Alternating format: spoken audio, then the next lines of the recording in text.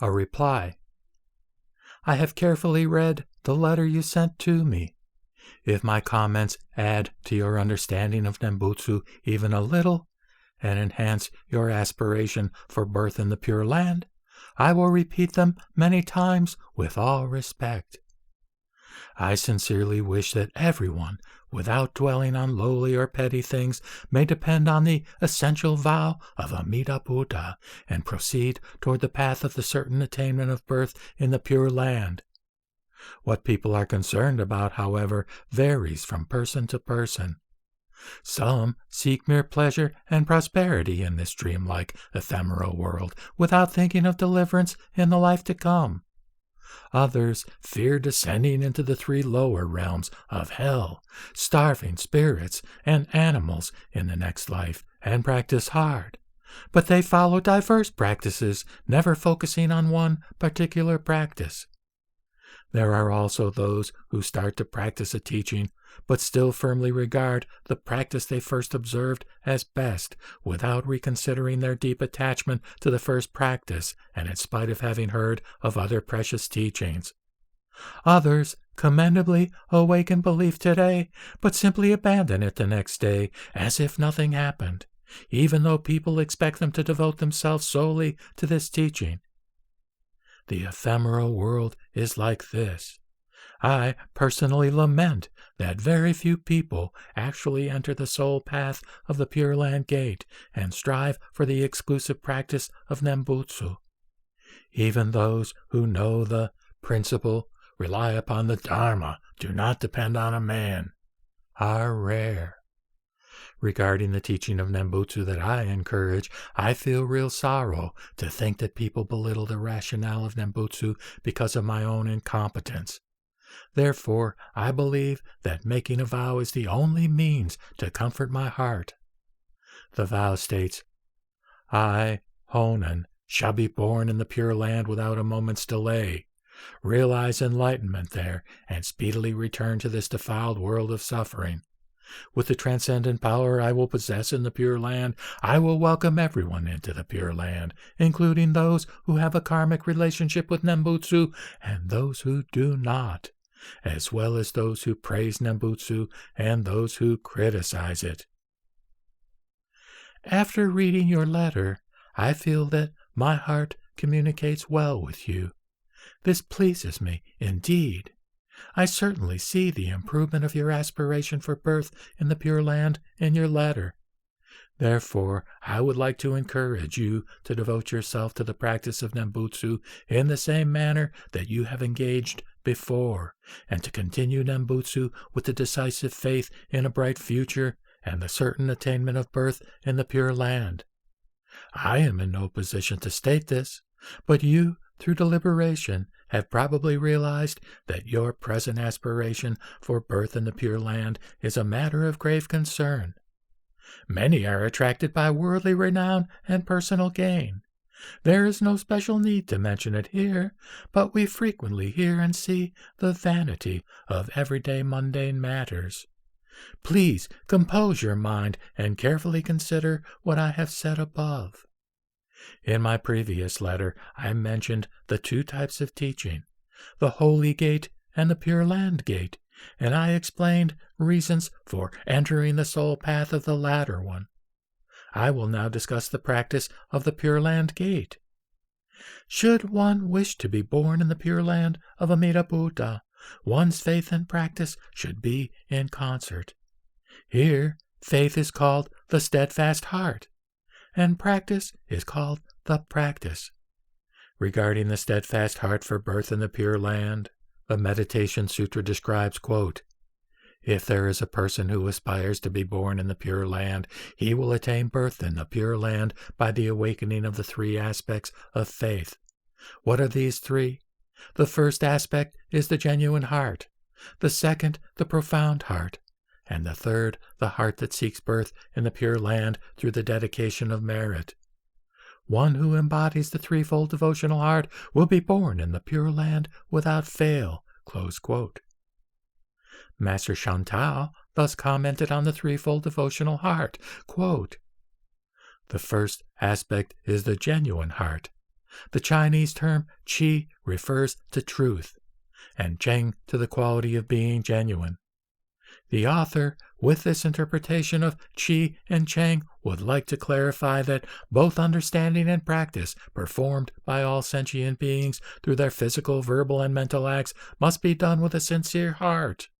Do not outwardly pretend to be wise, virtuous, and diligent, while inwardly harboring falsity and fickleness. One should perform these acts in the spirit of genuineness, without regard for matters of the inner mind or outer appearances, whether they are visible or hidden, with a truly sincere heart. This is what is meant by the genuine heart." Close quote. These interpretations mean that the genuine heart is a heart full of sincerity. Sincerity refers to the state in which one acts, speaks, and thinks with a guileless heart. In short, it is the heart that does not disguise inner feelings of futility with an elaborate facade. Those who loathe this defiled world of transience while longing for a true path to enlightenment should keep this genuine heart in their minds at all times. Everyone, including me, has become accustomed to heavy attachment to this dreamlike world of evanescence. There are those who think of themselves as gracious and respectable by discarding their renown and personal gain just a bit, and after a while they become greatly proud of this act. When they project the demeanor of finding worldly fame and wealth insignificant, other people, not knowing their real intention, actually respect them. Upon hearing about their favorable reputation, these people feel even more elated and dwell in a thatched hut in some lonely spot away from the neighborhood of the capital. Without cultivating tranquility of the heart, they merely pay attention to the adornment of the principal image of a Buddha and the arrangement of the practice hall, to the miserable-looking thicket of trees inside the rough, woven bamboo fence around the hut, and to the eyes and opinions of other people regarding the looks of the garden. They only care about the appearance of the hut and try not to bring public reproach upon their huts. In this manner, one who does not aspire for birth in the Pure Land through relying on the essential vow of Amida Buddha soon loses the genuine heart and comes to a state by which one cannot achieve birth in the Pure Land. This does not mean, however, that one should not care about the public eye at all, nor should one be oblivious to others' blame. One should sincerely reflect upon each criticism. But it is regrettable indeed if one is obsessed by criticism, which becomes a hindrance for the awakening of one's aspiration for birth in the Pure Land. I venture this here so that you may realize the essentials for birth in the Pure Land. Related to the genuine heart are 4 distinct aspects. The first is a person who looks outwardly respectable but is despicable inside. The second is one who is despicable both outwardly and inwardly. The third is one who is outwardly despicable but inwardly respectable. And the fourth is one who is respectable both outwardly and inwardly. Of these 4 types of people, the first 2 lack the genuine heart and are undesirable. They are called the practitioners with falsity and fickleness. Conversely, the latter 2 possess the genuine heart. They are called the practitioners with genuineness and authenticity. In short, it is wholesome if one has the heart of genuineness inwardly, regardless of whether one displays sincerity or falsity. One should nurture a sincere loathing for this world and long for the Pure Land without worrying how other people think. This is referred to as the genuine heart. Second is the profound heart. Master Shantou interpreted it as follows, quote, "The profound heart has 2 different aspects. The first is to believe firmly that one is a common mortal whose virtuous roots are shallow and meager and who has transmigrated through the delusive triple realms for countless eons up to this day, and that one does not possess the karmic conditions to detach from the delusive triple realms. The second is to have unshakable faith that Amida Buddha will embrace sentient beings with his 48 vows, and to believe that one who recites his name as few as 10 times, or even just once, will with certainty attain birth in the Pure Land through the compassionate power of the essential vow. One must not harbor doubt about this for even a moment. This belief is referred to as the profound heart. One who possesses the profound heart decisively establishes implicit faith in birth in the Pure Land through Nembutsu, practices in accordance with the teachings of Buddha Shakyamuni, eliminates doubt perpetually, and does not fall back or become disturbed by all those who have different understandings, practices, teachings, and views, or misleading opinions. Close quote. The meaning of Master Shantao's interpretations is that, first, one must recognize one's own limitations, and second, one must trust the essential vow of Amida Buddha. He pointed out the first kind of faith in order to establish the latter one. The reason he mentioned 2 aspects of belief in this order is that, without pointing out the first kind of faith, he believed that those who aspire for birth in the Pure Land and practice Nembutsu of the essential vow would continue to increase their worldly passions of greed and anger, and would live in the fear of committing the 10 transgressions, or in fear of violating the precepts. They would, therefore, become self-obstructing and doubtful of the essential vow. They may also think that birth in the Pure Land through 10 repetitions or just a single utterance of the Nembutsu as taught in the essential vow is possible only for those flawless mortals who have no illusory thoughts or negative karma, not for those karmically defiled mortals like themselves. They will then entertain doubt that the attainment of birth in the Pure Land through just 10 Nembutsu repetitions or merely 1 is possible for those like them.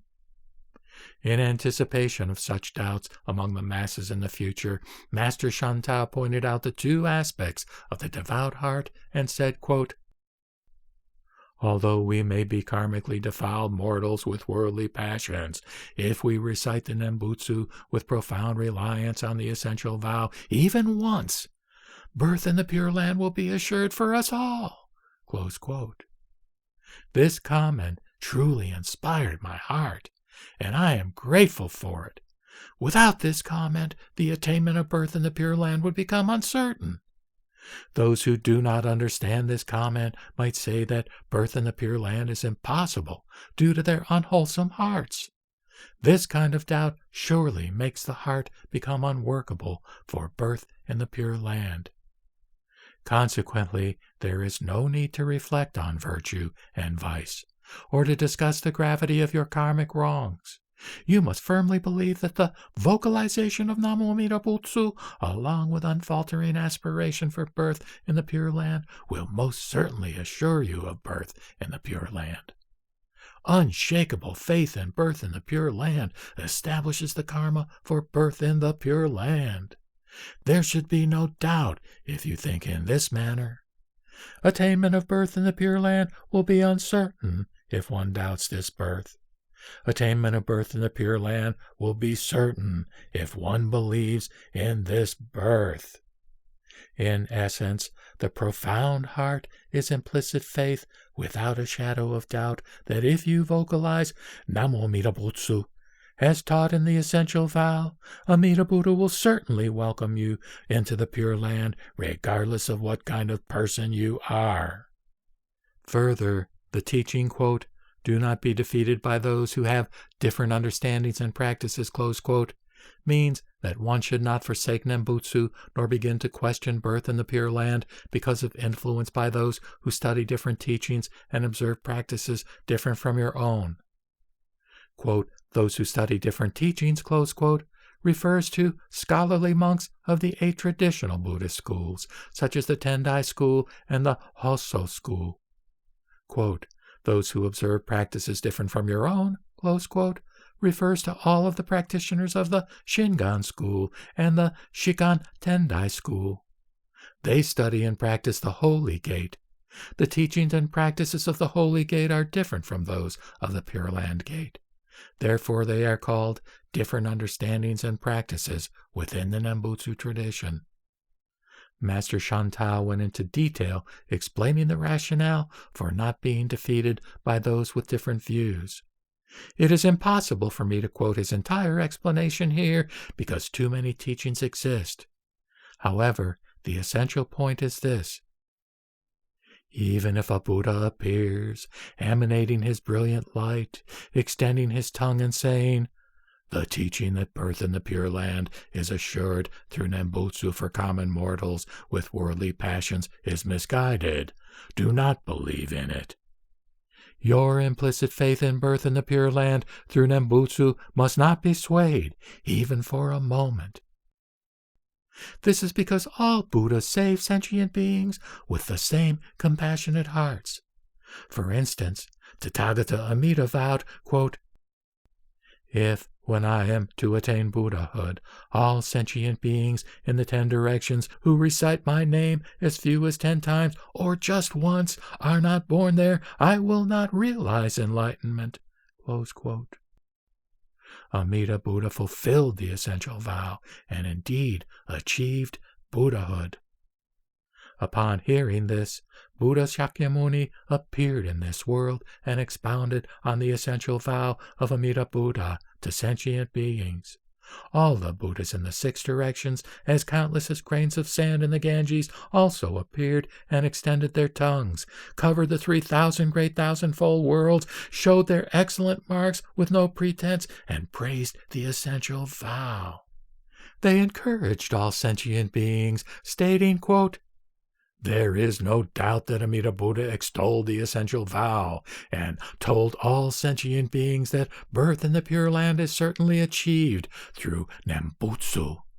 All sentient beings must believe in this teaching." Close quote.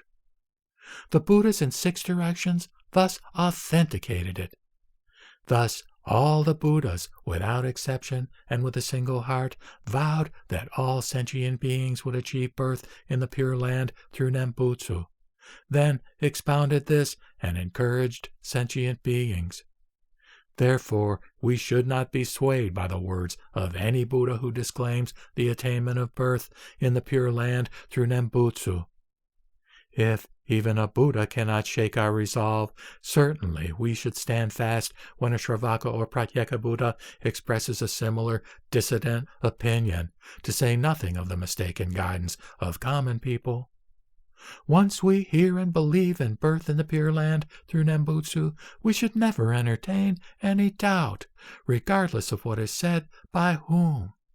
This is what is meant by the profound heart. Third is the heart that seeks birth in the Pure Land through the dedication of merit.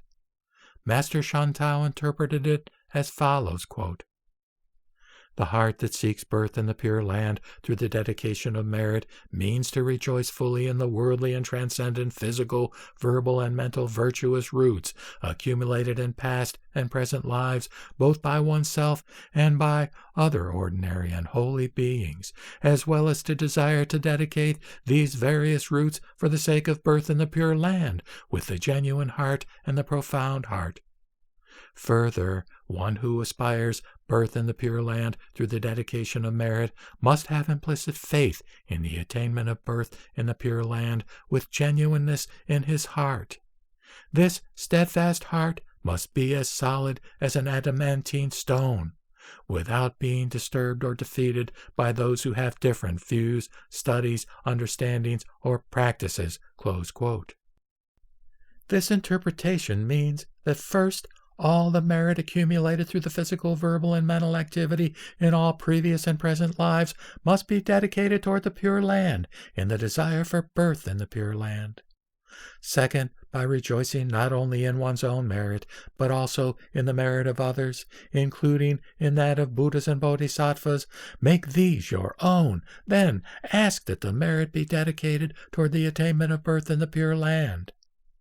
One should not pray for good fortune for oneself or others in this life. Regarding the life to come, one should not aspire for birth in a pure Buddha land other than the Pure Land of Amida Buddha. nor should one hope to be born in the Tushita heaven of Buddha Maitreya, nor desire to be reborn in the delusive worlds of human beings or heavenly beings. One should not dedicate merit toward anything other than the Pure Land of Amida Buddha. It should be exclusively toward birth in the Pure Land. If, before gaining proper understanding of this, one's prayers were concerned with occurrences in this defiled world, and merit was dedicated in a mistaken direction, these merits should be reclaimed in order for one to concentrate on dedicating them specifically toward birth in the Pure Land of Amida Buddha. To say that all merit should be dedicated to birth in the Pure Land does not mean that a Nembutsu devotee should accumulate benevolent acts to the exclusion of Nembutsu for the purpose of dedication. It simply means that all previous and future merits accumulated through virtuous acts other than the Nembutsu should be dedicated toward birth in the Pure Land. The passage, quote, "This heart must be as solid as an adamantine stone without being defeated by those who have different understandings and practices," close quote, means that, as previously mentioned, one should not dedicate merit hither and thither through the instruction of an inappropriate person. An adamantine stone is unbreakable. Therefore, it is being said that this heart must be like an adamantine stone, one that cannot be broken by anyone. Hence, this is called the heart that seeks birth in the Pure Land through the dedication of merit. Thus, I have roughly explained the conditions of the threefold devotional heart. Master Shantou said, quote, "One who possesses the threefold devotional heart will, with certainty, achieve birth in the Pure Land. If one aspect of the threefold devotional heart is lacking, the realization will become impossible." Close quote. Therefore, one who desires birth in the Pure Land should have the threefold devotional heart. Thus described, the threefold devotional heart seems discrete and complex. Yet, if one truly comprehends the concept, one will easily obtain the threefold devotional heart. After all, the threefold devotional heart simply means that one should be genuine, deeply rely upon the essential vow of Amida Buddha, and aspire for attainment of birth in the Pure Land. There may be differences in the depth of faith in the threefold devotional heart for each person, but you should think that it is possible to obtain the heart. A detached view of the threefold devotional heart makes the concept seem difficult, but close examination reveals its simplicity. This should be kept in mind. One who does not know even the name of the threefold devotional heart can still possess this heart and attain birth in the Pure Land as a matter of course. Conversely, even the informed may, on occasion, lack some aspects of the threefold devotional heart. There is also the teaching of the four distinctive qualities with regard to the threefold devotional heart. One may feel reassured in knowing these because of full awareness of being endowed with the threefold devotional heart. It is desirable that one makes an effort to recite Nembutsu in order to possess this heart, especially if one is not sure of possessing it yet. I have thus mentioned the conditions of the threefold devotional heart as they have occurred to me. There is nothing more to tell you other than this. I would like to finish my message now. If you have any questions regarding my instruction, I will answer some day when we meet again. This is the condition of a heart ready for birth in the Pure Land. This attitude is called the Steadfast Heart.